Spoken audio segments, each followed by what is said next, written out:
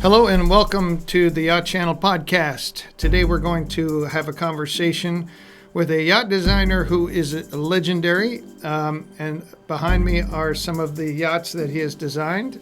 Certainly, if you look at yacht designs over the last 50 years, there's somewhat of a recognition that there's a holy trinity of yacht designers, and that would be Disdale, Winch, and Haywood. And in the same way that we've been watching Laurel Canyon and all these documentaries about the first generation of rock and roll, it's really interesting to see where they all came from. And the common thread in the career of these three great yacht designers is that they all started working for Jon Bannenberg. This man featured here in a Vanity Fair article, which I highly recommend looking up if you have interest in the evolution of modern yacht design. As this article proclaims, Jon Bannenberg is the godfather of modern yacht design. One of the recurring themes that I'm finding as we have conversations with these fantastic yacht designers, the superstars, the rock stars of yacht design, is how they got started. And I'm beginning to see a pattern as to how many of them seem to have just kind of fallen into it or lucked into it. But we know that luck doesn't work that way, and talent shines early. So before Jon Bannenberg hired Tim Heywood, Tim Heywood had just graduated from architecture school, design school in London. And one of the firms that turned him down for a job gave him a lead to go see a boat designer in Chelsea. And we're going to talk about that with Tim Heywood right now, who is in the south of England. Hello, Tim. I have to start off by saying it was quite a task doing research on all the yachts you've designed over the years. I've read a lot of articles. You have been examined by every magazine in great detail. So I'm not sure what we can add to the body of work, but I wanted to just hone in on a couple of things. And one thing that I loved reading about was when you got out of school and you had a surprise interview with a very famous, now very famous man. Preparation, you decided that you better present yourself as a yacht designer, so you drew a boat. Yeah, I must correct you there. I drew several boats over the night, Right. the largest of which was, I think, 17 feet. Yeah. I had no conception at that time of the grand scale of yachting that existed, primarily in Europe, away from England. And I hadn't traveled a great deal at that time. So I became aware as soon as I walked into Jon's office. And I was very fortunate to land a job there. And I very quickly realized this is something that brings everything I'm interested in together. Creation of wonderful world cruising vehicles with sculptural forms and beautiful interiors.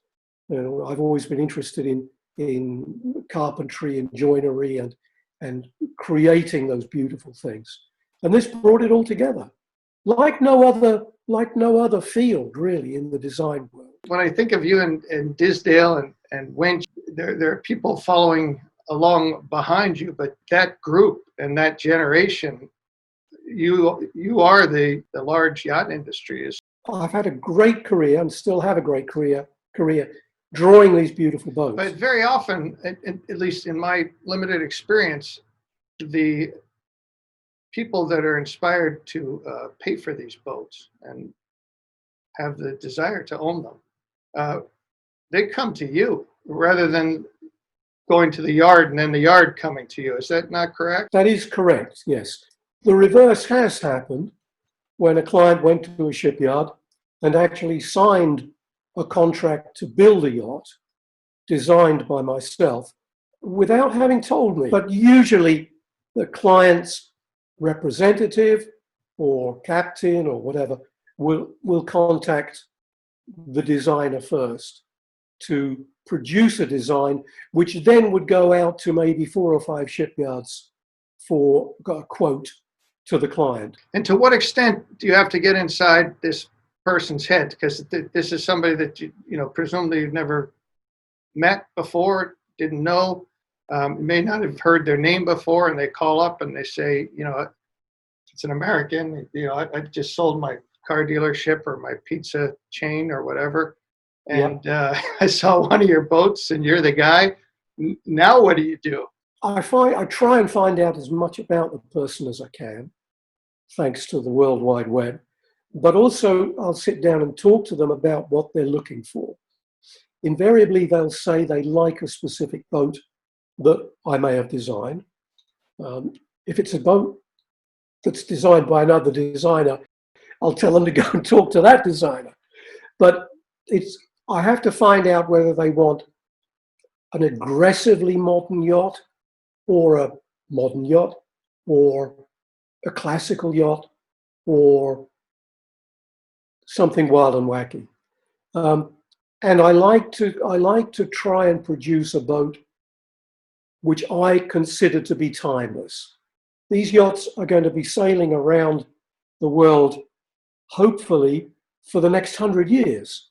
Mm-hmm. And during that time, they've got to maintain their elegance and be the flagship, as it were, of the owner. At the same time, there's this distinctive Haywood look in the design. And I remember you told me once that this curve right here.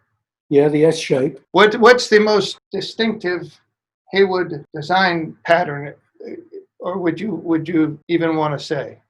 I probably wouldn't say, because I couldn't figure out what it is. But it may be that S shape, because that line runs from the bow to the stern, and that gives an elegant format to the hull and the superstructure.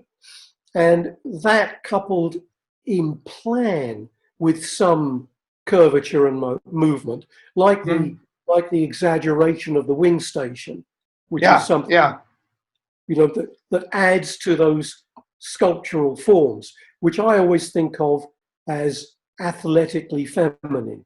Kind of shapeful and strong. Yeah. I'd like to think that all of my boats, whether they are soft curves or hard facets, they all have a strength of line, which is what I like to give to the boats. Symphony again has that S shape. That's Quantum Blue, I think. Yeah, that's got the S shape as well, the S line. Yeah. And that's Volpini. She's a bit more complex in the forms, which is nice. Moving on to the sort of new generation. This 60-meter Amel seems to be a new look from you, Tim. It's just a natural evolution of my design work. I was approached by Amels to design another yacht for them after I think I'd done about another 3 designs prior to this that had become series productions. And this boat, they wanted something new and unusual and unique. And I produced a design with a normal clipper bow, what I call a clipper bow. Mm-hmm. And then I took those drawings and just changed the one line of the bow to give it what I call a scimitar bow. So it's a vertical bow, but it's got shape, reflecting the line of a scimitar sword. And I presented them to the yard, and I said, okay, here's the design for you. And they said, oh, that's very nice, Tim. And I said, but if you really want to push the envelope, if you really want something new, here's this design. And they went away and discussed it. And they came back and said, yes, we'll build it. And we've built, I think, 3 of those. And then we've made it slightly longer for the next version of that design. And I'm particularly pleased and proud of it because she is totally different to anything else. And she has features that are very evident in plan, where you see the shapes of the hull and the shape of the superstructure curving, and then the tumble home as it goes aft changes so that the aft end of the decks flare out, and the handrails flare as well around the aft end. All little design features which I'm particularly proud of. Really still love that boat. So Amels will be growing this into their other platform levels. They have already grown the boat to the next level. and she's about another 3 meters longer, I think. To what extent do you get involved, like those tenders there were sort of... Yeah, the tender is my design as well. It is. All right. Certainly looks like it fits perfectly. It's got a lot of scaled down features. You were designing by hand most of the time. Is that correct? Yes. I still design by hand. On occasions, I might have a digital pencil on an electronic board, but I still will wake up in the middle of the night and grab a piece of paper and sketch what I've been thinking of. And you've decided not to do interiors. Yes, it really began with Pelorus, because the boats that I was fortunate to be asked to design have got so large, and the interior is a function of the project which demands an enormous amount of time. Eventually, I was working with Terry Disdale on that project, and he did a wonderful job of the interior. And then I realized that I could focus my attentions on the exterior, which is really the part of the yacht that I really love. And I could handle more projects if I was working with acknowledged interior yacht designers. And it's a formula which I'm particularly pleased with. It allows me to concentrate on the work that I love, the exterior design, from the layout of the teak to the door handles to the sculptural forms and every other facet involved. So Mayan Queen, that was when we must have first met around that project, because I was working for Bloom and Voss. It's great that boat is, I see it everywhere in the world. Everywhere. It's got a lot of tumble home in the hull. The hull comes up and closes in to the main deck level, which is a particular feature I really, really like. One thing that doesn't seem to change a lot in these platforms, the actual hulls, has much changed below the waterline? No. I mean, this is a naval architectural aspect, which I have a kind of interest in and a kind of limited knowledge of. But all in all, the actual efficiency of the hull hasn't really changed a great deal in the last 60, 70 years, I don't think. Since maybe they've had sophisticated tank testing, while there are radical changes above the waterline and boats look faster and sleeker and this and that, the real business is below the waterline in terms of efficiencies. On these new bow shapes, your scimitar bow, for instance, would that accommodate a bulbous bow? I love bulbous bows because I came up with the idea on Pelorus of mounting 2 underwater lights on the top of the bow to illuminate the bow at night above. And it's a particularly nice effect. And Pelorus was the first to do that. I've done it on every boat I can since then with a bulbous bow. So you started doing these Amel series some time ago, and you've done a number of them by now. I think we started in about 2004 when I was asked to design a boat for Amels, and they planned to make 6 of them. Well, it proved to be more successful than I ever thought it would, in the sense that we just launched number 25. I think they've built 7 different designs of mine, and we're up to about number 40, which is, I mean, it's unbelievable, really, the success that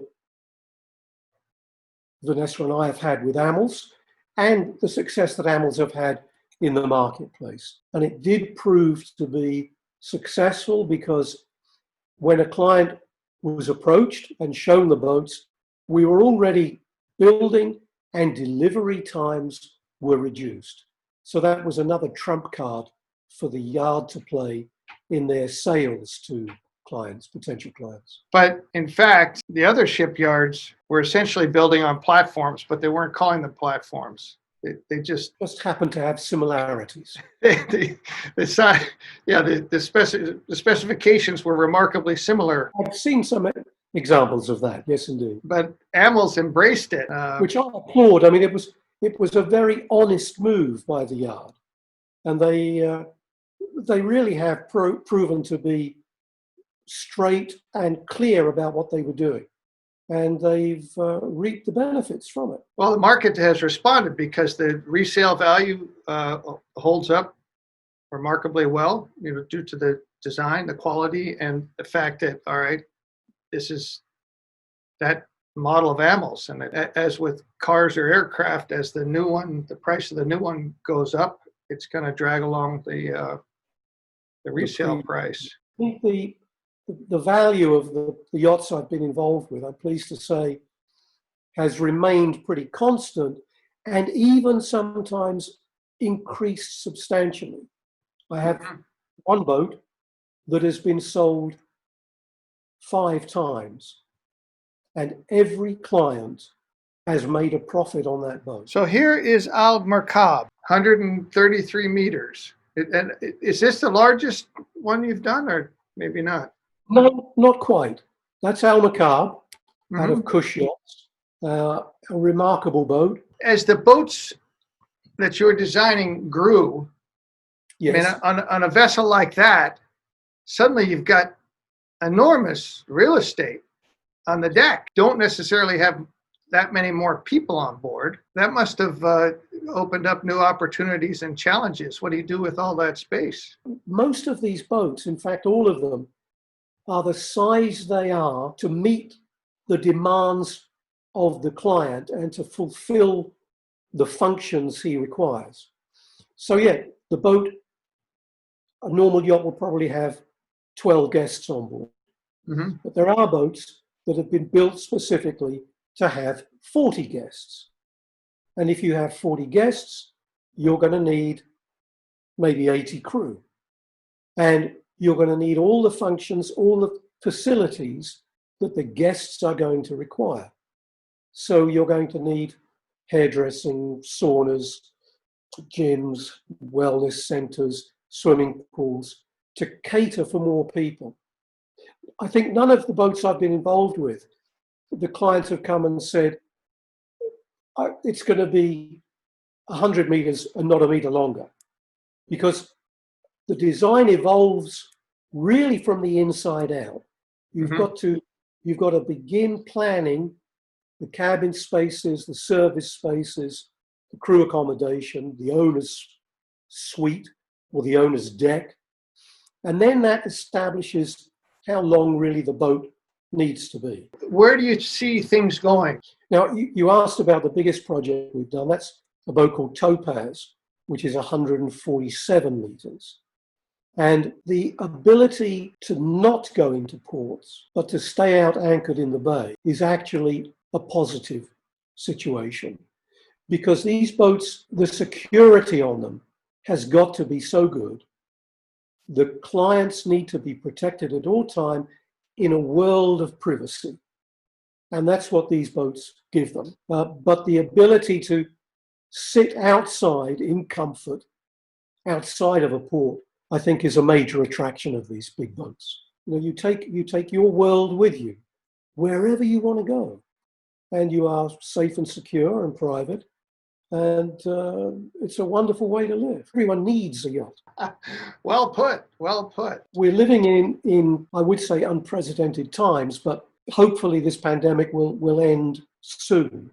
And I know so many people are working on the solution to the vaccine, including one of the owners of one of my yachts, who's changed his yacht really into a research lab. So we just wish everyone well, and we hope that these times will come to an end shortly. Well, thank you, Tim. It's a pleasure to talk to you, and see you again. The pleasure is mine, Paul. Always a pleasure. Well, you stay healthy, you stay safe, and keep well. I will indeed. That concludes today's podcast. Below are links to some of Tim Heywood's yachts, and also a link to that Vanity Fair article that I mentioned about Jon Bannenberg, which is very interesting. And we will be back in a week with another interesting conversation here on the Yacht Channel.